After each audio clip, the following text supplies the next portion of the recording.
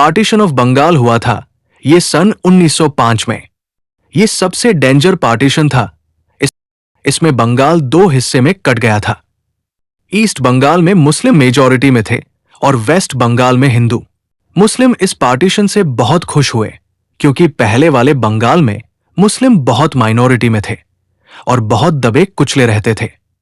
पर हिंदू इस पार्टीशन से खुश नहीं थे और वो मूवमेंट स्टार्ट कर देते हैं।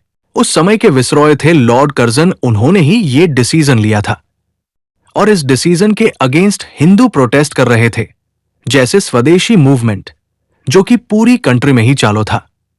पर इसमें मुस्लिम लोगों ने पार्टिसिपेट नहीं किया क्योंकि वो नहीं चलते थे कि ये डिसीजन बदले और उन्हें लगने लगा कि सिर्फ ब्रिटिश हमारे हैं, हिंदू हमारे हैं ही नहीं।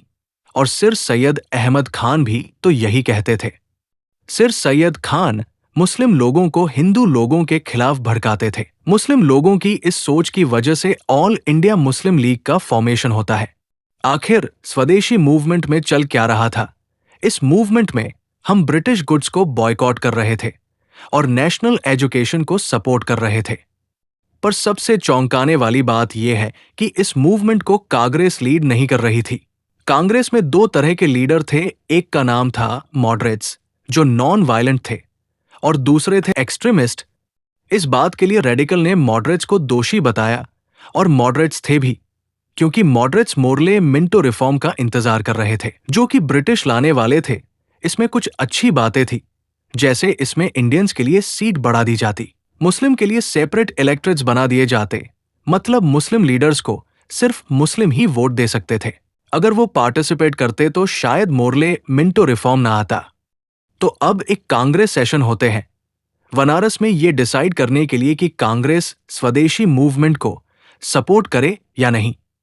तो फाइनली रिजल्ट ये आता कि कांग्रेस स्वदेशी मूवमेंट को सपोर्ट करेगी। पर ब्रिटिश इस मूवमेंट से परेशान हो गए थे। उन्होंने लोगों को जेल में डालना शुरू कर दिया। बंगाल के गलियां बंदे मातरम के जयकारे से भर चुके थी। मॉडरेट्स और रेडिकल के बीच में अब दरार सी आना शुरू हो गई थी, क्योंकि मॉडरेट्स नहीं चलते थे कि हम मूवमेंट को सपोर्ट करें, पर कांग्रेस ने मूवमेंट को सपोर्ट करा। मतलब रेडिकल के बात मानी गई। कुछ ऐसे सेशन होते थे जिसमें कांग्रेस को मॉडरेट के बात सही लगती थी, मतलब मॉडरेट्स के बात मानी गई। इसे वजह से कांग्रेस 1907 में दो हिस्सों में टूट जाती है और उसको हम सूरत स्प्लिट के नाम से जानते हैं। मिलते हैं दूसरे टॉपिक के साथ।